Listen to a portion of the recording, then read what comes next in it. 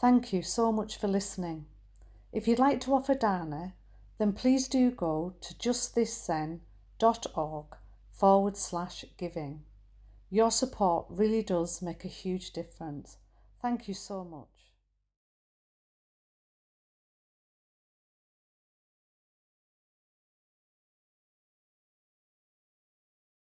Lovely to see. So we'll just come together in all our different spaces and just spend 15 minutes sitting together.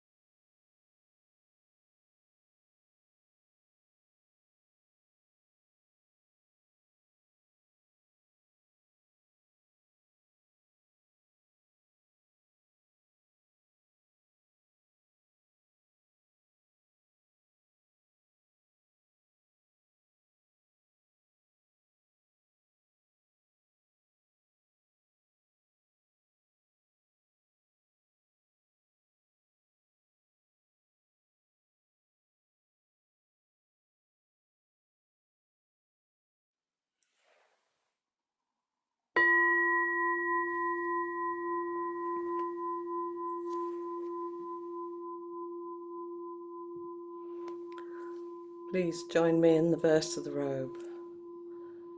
Vast is the robe of liberation, a formless field of benefaction. Wearing the universal teaching, I realize the one true nature, thus harmonizing all being. Vast is the robe of liberation, a formless field of benefaction. Wearing the universal teaching, I realize the one true nature, thus harmonizing all being. Vast is the robe of liberation, a formless field of benefaction. Wearing the universal teaching, I realize the one true nature, thus harmonizing all being.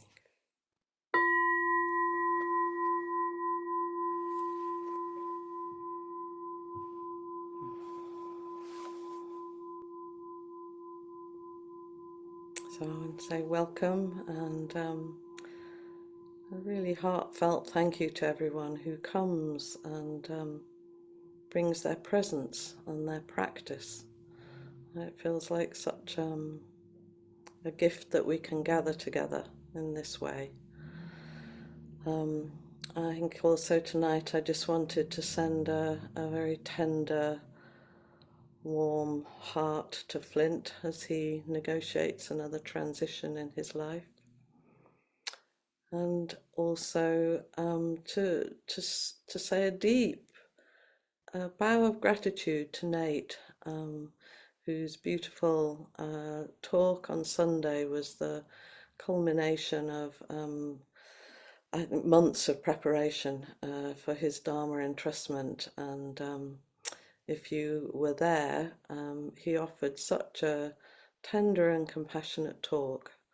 And I really appreciate him stepping forward into this role as a senior teacher, and his really expressed commitment to the welfare of Appamada and to all the rich community that is. And so I really look forward to getting to know him and all that he offers. So knowing a little tiny something of what being in this kind of a role entails, I offer such a lot of appreciation for him stepping into it. And I think I must be entering my grandmotherly mind storytelling phase. And tonight I wanted to share a story, but from another continent and by another writer. So it's I've referenced him before because I'm really touched by the way he thinks, by his mind, and he's a Yoruban social philosopher called Bayo Akamalafi, and I'm always intrigued by the way my mind does a kind of stretch when I read his writing. In very different cadences and rhythms, and as he says, he very clearly says, he takes a crooked road, not a straight one. This story is a very traditional, I think, kind of African Yoruban story, and I wanted to share it because it spoke to me so deeply about our Zen practice, and so that sense of the Dharma is everywhere. So here's the story. Once upon a time, an old man called for his son from the city. The old man was frail and weak, and he was dying, and the time had come to say goodbye, to rekindle memories, to furnish the village with the proper rites of passage, to mark the spot in the ground where he was to return to the goddess Allah. "Let us do one thing together," he said into the phone, coughing and wheezing as he did. And in 2 days the son arrived, a bit disgruntled. He had been busy, you see. Most people in the city are too busy for the inconsequential ramblings of their elders in the villages. Some of us may know that feeling. Nevertheless, the old man blessed and welcomed his son, fed him, asked him about his progress, and then took him a few feet away from the mud house he had known as home for unspeakable years. "We will build another one. Here, both of us. No one else. the father announced to his suited, very ill-prepared son.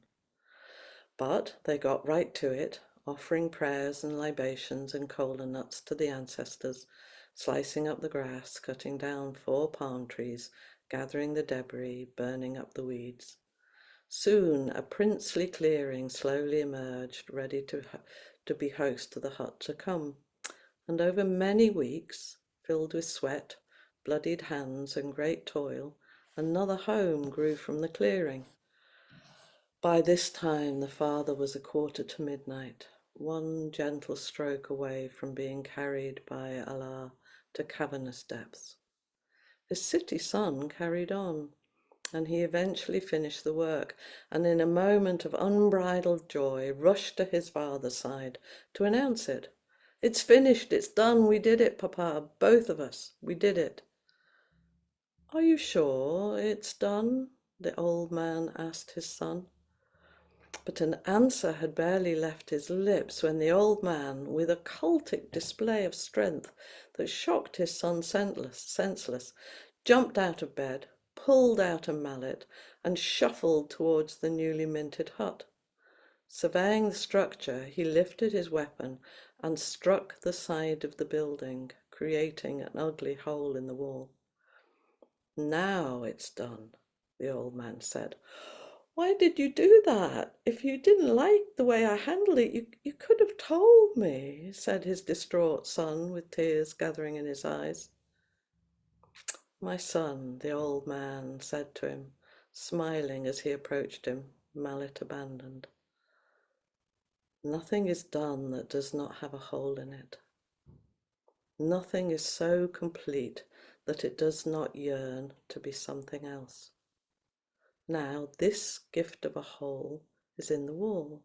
This gift of a hole is in the wall. When a Emeka is going to the market and notices this accident, he will tell the others. Emeka has a big mouth, I know. He chuckled, coughed, and continued.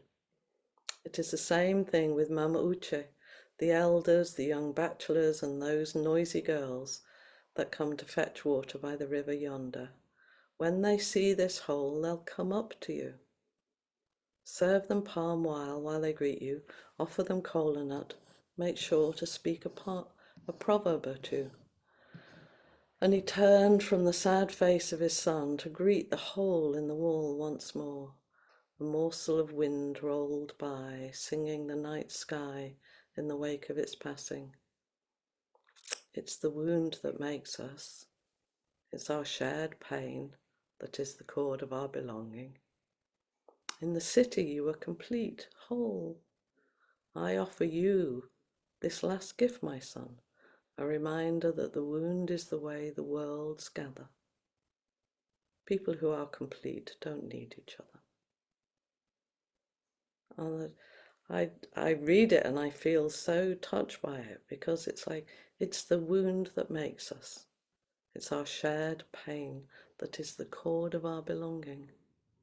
What beautiful teachings. The wound is the way the worlds gather, and people who are complete don't need each other.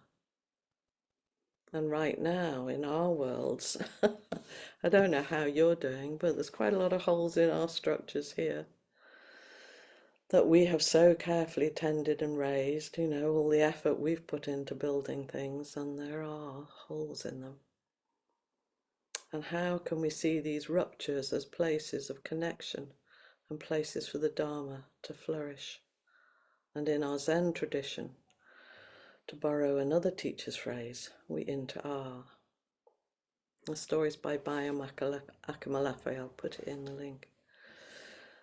And in these troubled times, you know, it's very appealing to separate, to not be like, you know, whatever it is one wishes to not be like. And in the course of our relative world, with our shared vows to end suffering, there are many ways we don't want to be, and many ways we do want to be lived for the benefit of all beings. But to see our sufferings, our wounds, as the invitation to connection, both to ourselves and to the whole world, seems to me such a precious gift, that son who'd laboured under, under duress. He hadn't wanted to be there, and he thought he'd made this beautiful thing for his father, and his father put a hole in it because he wanted him to be connected. As many of you know, the song, by the beloved poet and practitioner Leonard Cohen, he says, "Oh, the wars they will be fought again, the holy dove she will be caught again, bought and sold and bought again, the dove is never free.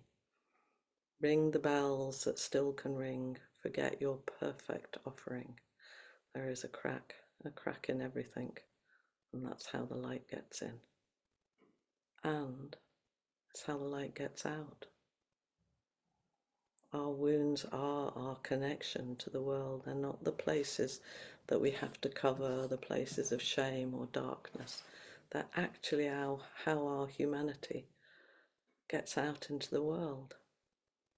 And my question to myself is, in this darkening world, how is my light going to be offered? In this darkening world, how's your light going to be offered?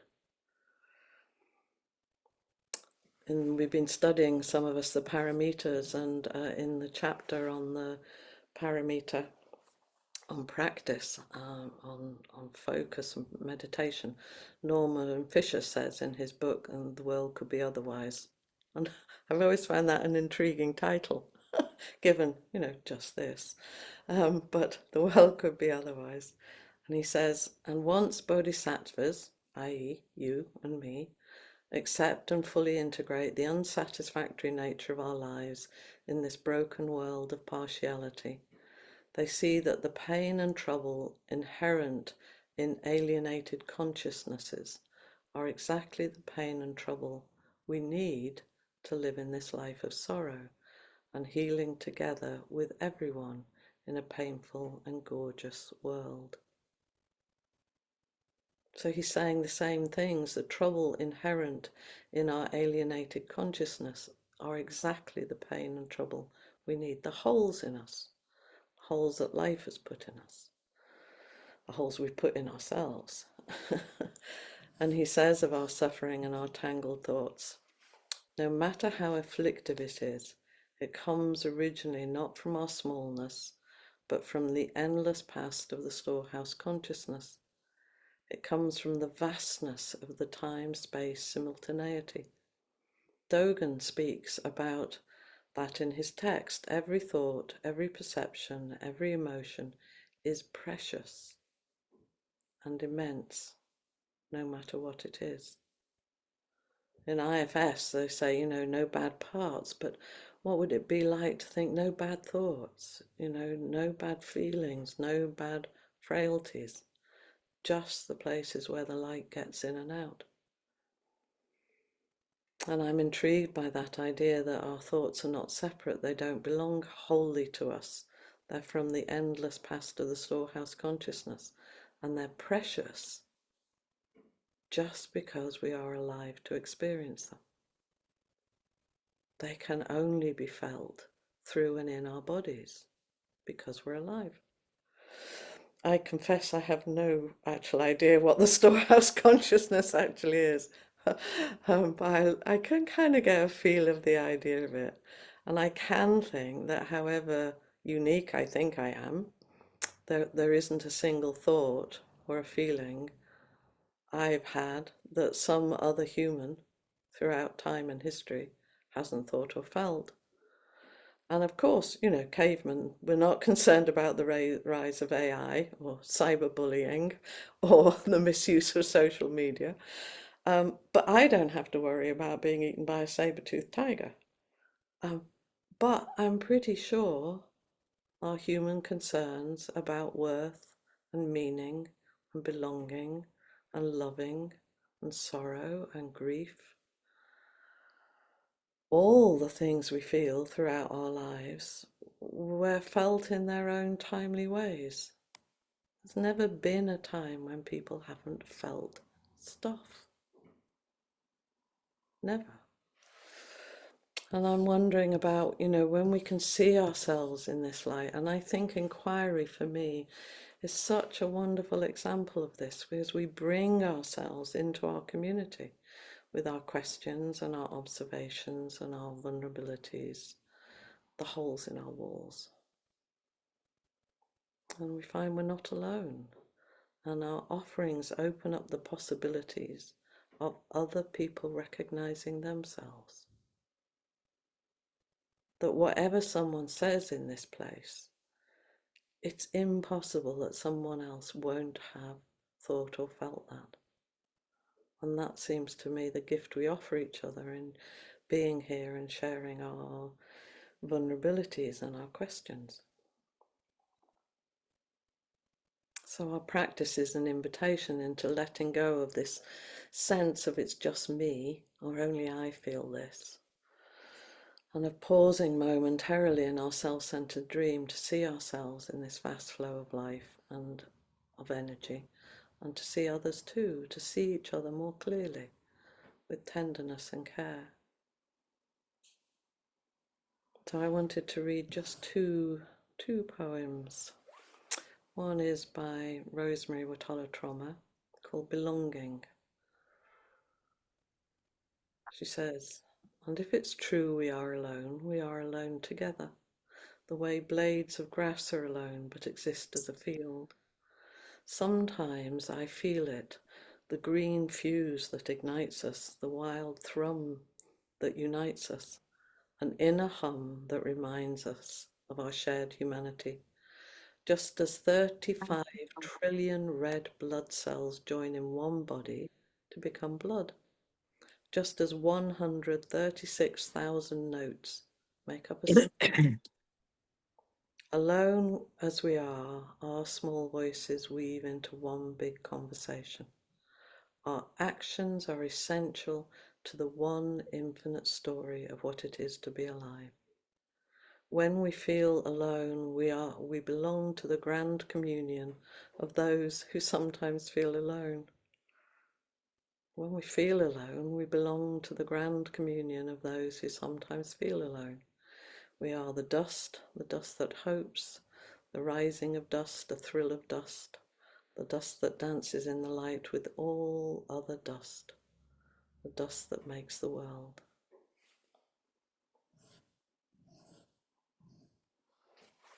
And then there was just a short piece by Eleanor Noster. "Do not be dismayed by the brokenness of the world.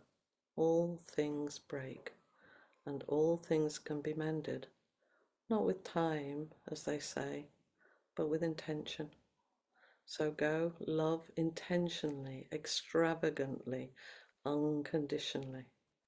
The broken world waits in darkness for the light that is you."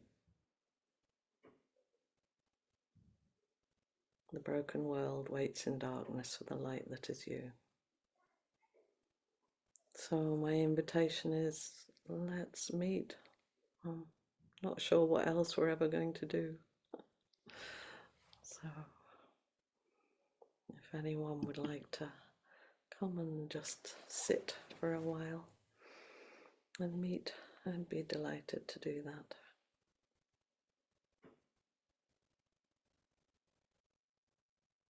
Julia.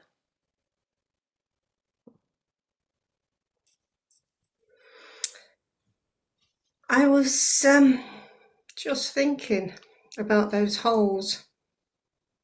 Sometimes I feel a bit like a colander. full One of would be a good thing, wouldn't it? full of them, full of them. But taking the analogy even further, the more holes we've got, the more opportunities for the light to come through. Yeah. I think the one truth that I've found in this practice is the truth that you're not alone, that every thought, every feeling, you're holding in common. I'm holding in common with so many other people. And I just think that is a very, very helpful thing for me to know. Yeah, I was going to say, what happens when you kind of have that feeling of knowing it? There's an ease somehow, an ease of knowing that that level of protection that I try to hold around me doesn't need to be held there. Yeah. That it's okay if the colander leaks. Well, I have to say, colanders are designed to leak. Otherwise, it's a pan.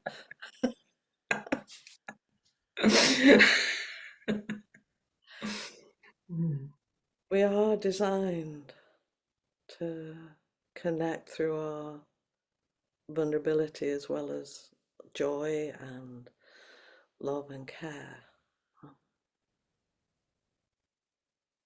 But it really touches my heart to hear you say that, because it feels like that's been a journey to get to a place where you can, I imagine, at times truly know you're not alone. I think exposing one's vulnerability is something that, I find very hard. Yeah, But again, I know I'm not alone in that. absolutely. And I really commend your bravery. It touches me.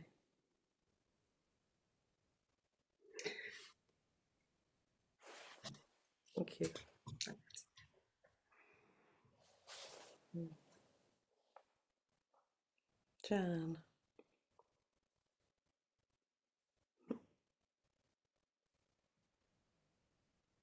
Hi, Trudy.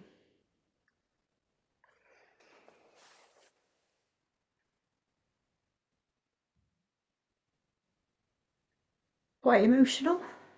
Mm.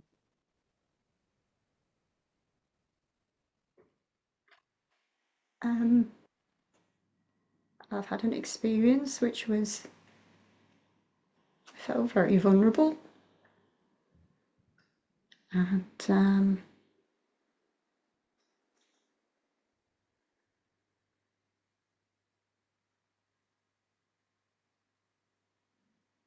it's been very connecting.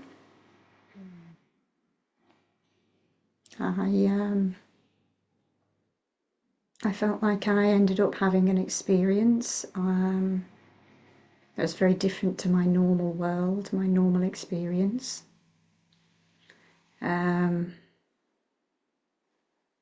I I know you know part of the story, Trudy, but I'll just so people know what I'm talking about. Is that last week on Tuesday I hurt my hand, and the pain was so excruciating I fainted, and I fell on the kitchen floor, on the stone kitchen floor, and hit my head. So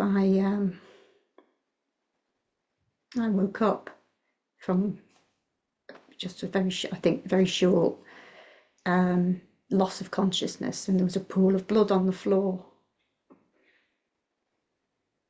So it was a big shock, Mm. and I guess I'm not used to feeling physically vulnerable. It was a big thing for me. To know you've got a body, Yeah, and to really, know that it's so vulnerable. to know, yeah. Yeah. And I was noticing myself, part of me slipping into self-chastisement about how it could have been prevented. But I resisted, because this was where I was. Um, uh, I guess what felt the opportunity for connection was, apart from all the love that's poured in from friends, is to go to A&E, accident and emergency, and to feel very vulnerable, but feel actually very, very safe in safe hands. I was really touched by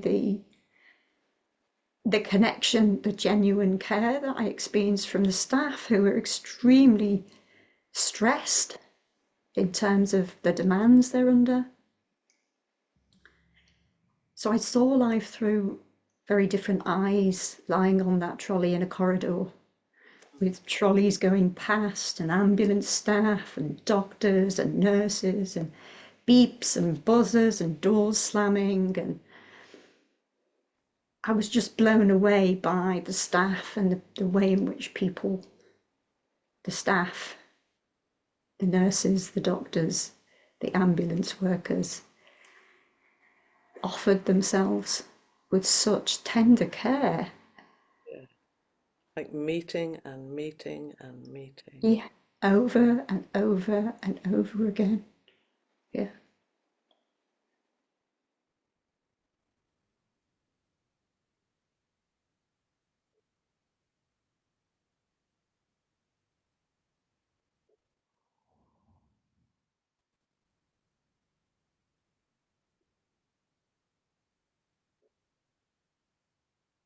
So when you said the wound that makes us, it's like, yeah, I had a wound. I have a wound at the back of my head here. Um,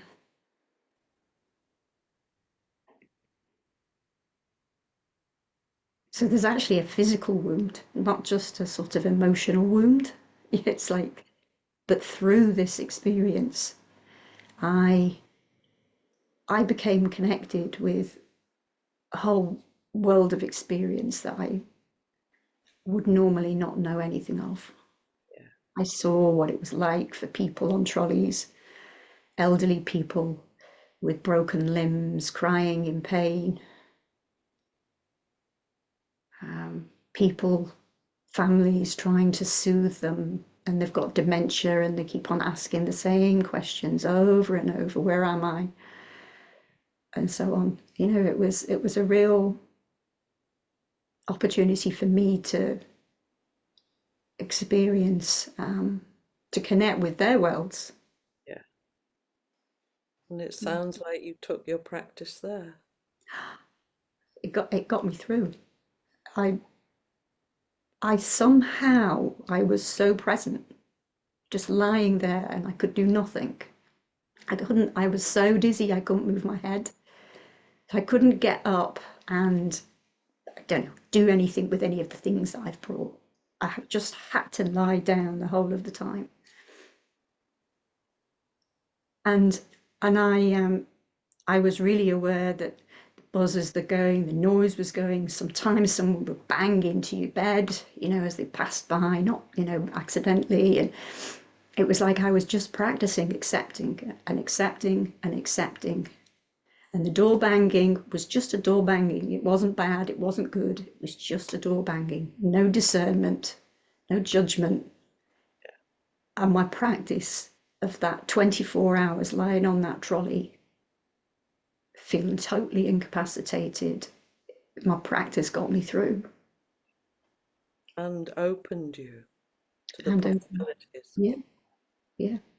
So that you could be someone there not making things worse. Yes, absolutely. Not making things worse. Not complaining, not complaining because there isn't a this or there isn't any that, and there's, you know, and it's too noisy and it's too busy and the lights are too bright, and the, you know, not complaining about so many of the things I could have complained about. Yeah.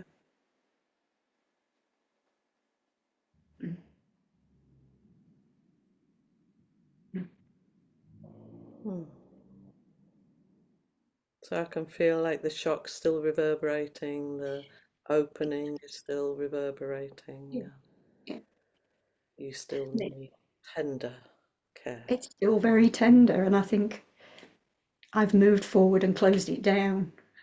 Hmm. And so I feel like this is like opened it out again, coming and talking about it, which is sort of what I wanted to do because I don't want to forget, Yeah. and I want to appreciate, and I want to appreciate, that feels really important, and I've just written a lengthy email to the NHS urgent services to commend them, because it feels they get so much criticism. Yeah, but you saw their humanity. I did. I did. I did see their humanity. And my practice helped me to do that. And your tender heart. Yeah. Yeah. Mm.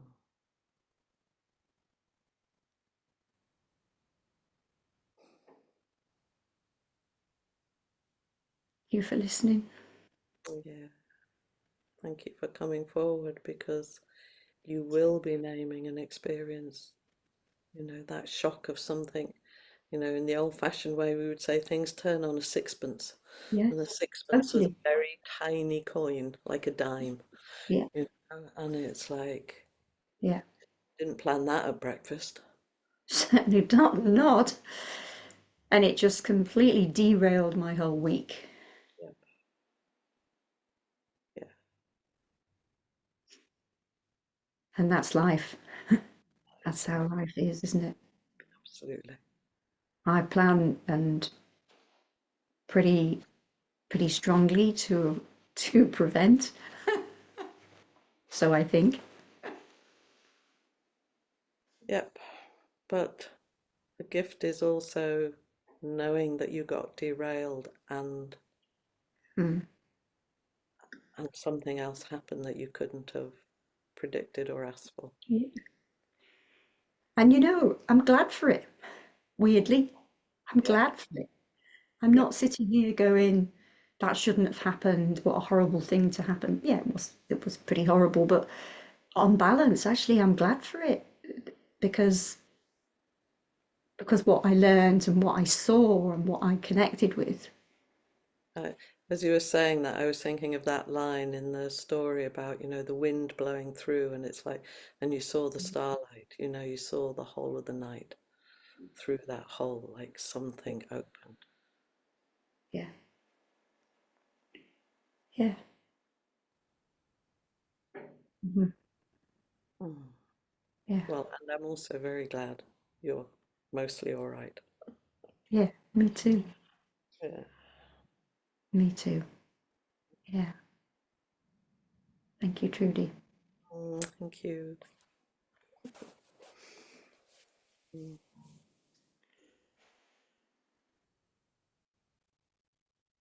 Bridget. Good evening, Trudy. Thank you so much for your presence and your offering. I lived in Alaska for 3 years, and so I know so much of what you spoke about this evening and your poems and things brought out the idea of light. And of course, until December 21st, the days are getting shorter. And I'm I'm just wanting to voice my desire to use some of that light in writing the first birthday congratulations to my new daughter in law because I don't really know her very well. My son and she had to have a 5 year relationship commuting between for a while, different continents and then different cities. So, um, and I know you have either daughter in laws or son in laws because I know you have twin grandchildren.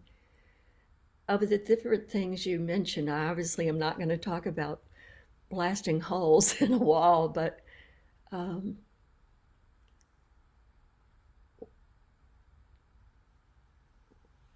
what I I feel so vulnerable, and it's out of joy.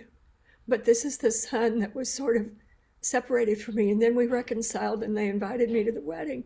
Yeah, I But was wondering. it's I'm just thinking, how do you say that you're happy that this person has brought light into the life of their son, and yet I know just less than a year before they got married, her younger brother died. So, and I'd already acknowledged that, but I'm just wondering if you have any thoughts about that. I didn't expect to get so emotional, but I can see it's really important that you share something that feels authentic and honest in this, really hard, wrought relationship. And have the opportunity, just, it sounds like that, saying the things you're saying. Here's an opportunity to extend gratitude to someone because they love your son. well, just thank you for your offering today because it's inspiring me and it feels good to be able to be this tender. Yeah. I've spent much of my life trying to hold it all in and you and the people present here being able to witness this are all part of my healing. So I want Thank to you. say thank you. Yeah. And I'm, because your background is kind of faded, you feel like a beautiful light. I'm sitting here seeing how you're sitting, and there's such beauty and such light in you. I was thinking, just share that. All right. Thank you. Thank you.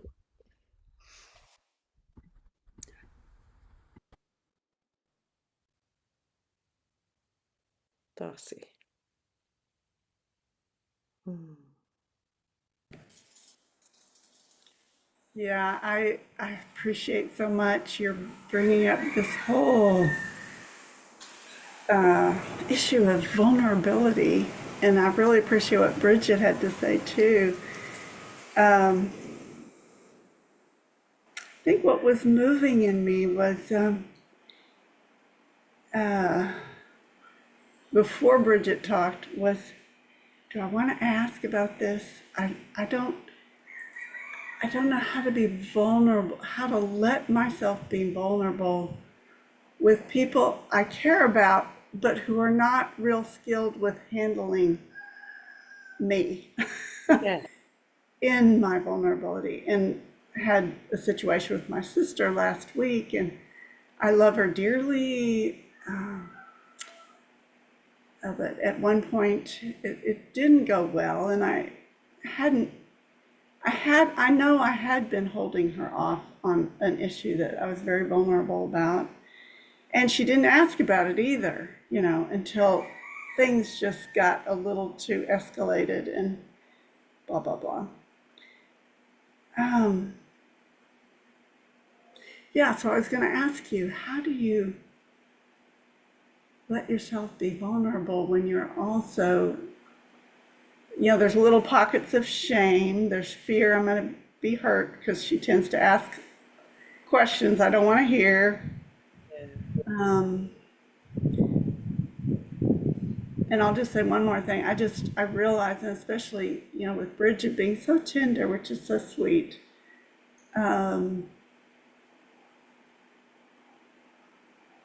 is I know I want to reach out to my sister in some way, but I don't know how. I don't want to invite a lot of questions, yeah,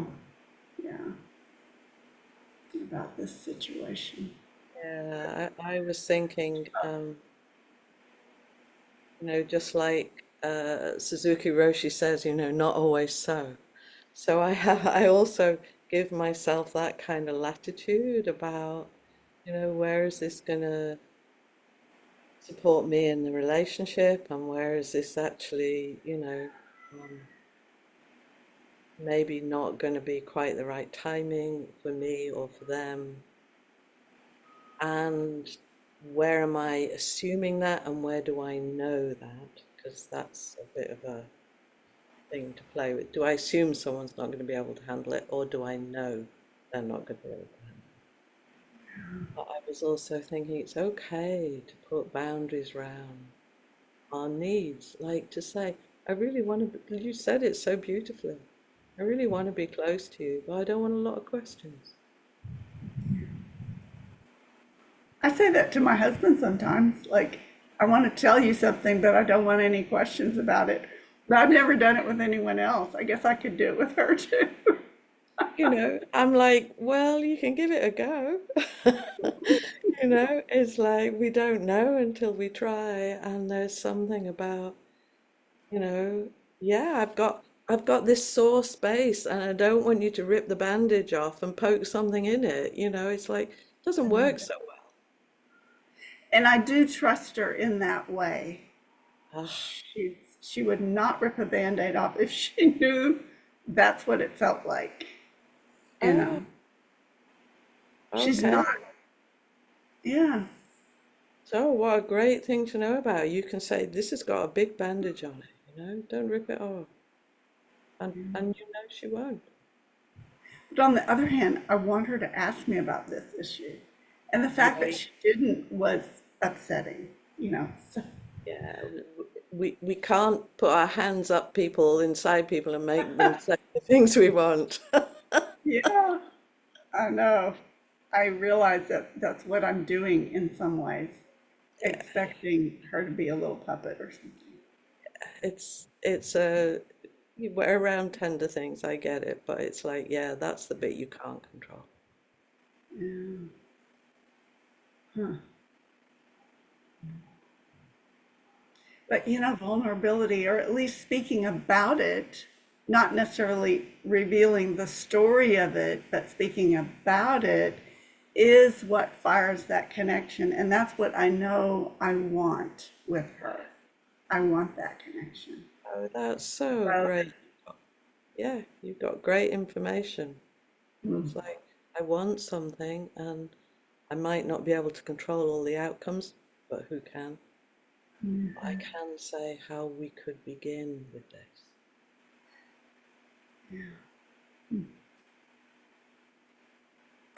well, that's really helpful. The whole bringing this up is very helpful.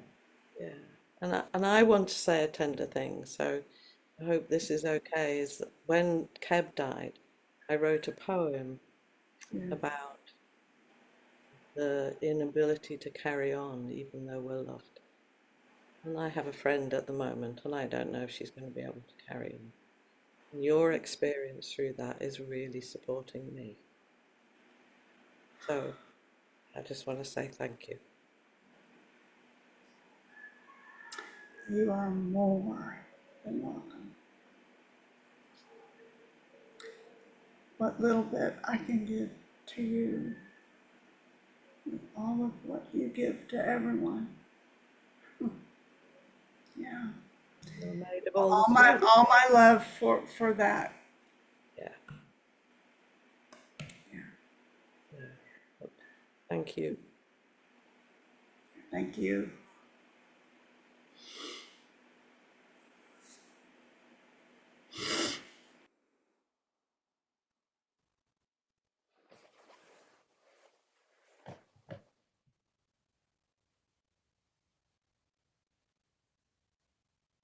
So I'm thinking we shall move to our practice principles, those things that we keep returning to again and again that help hold us in these tricky, vulnerable spaces. So let's join together.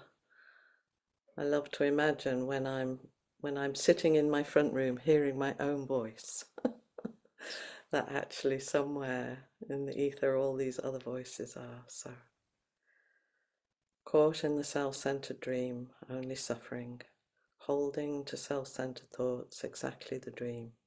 Each moment, life as it is, the only teacher, being just this moment, compassion's way. Caught in the self-centered dream, only suffering, holding to self-centered thoughts exactly the dream. Each moment, life as it is, the only teacher, being just this moment, compassion's way. Caught in the self-centered dream, only suffering, holding to self-centered thoughts exactly the dream. Each moment, life as it is, the only teacher, being just this moment, compassion's way.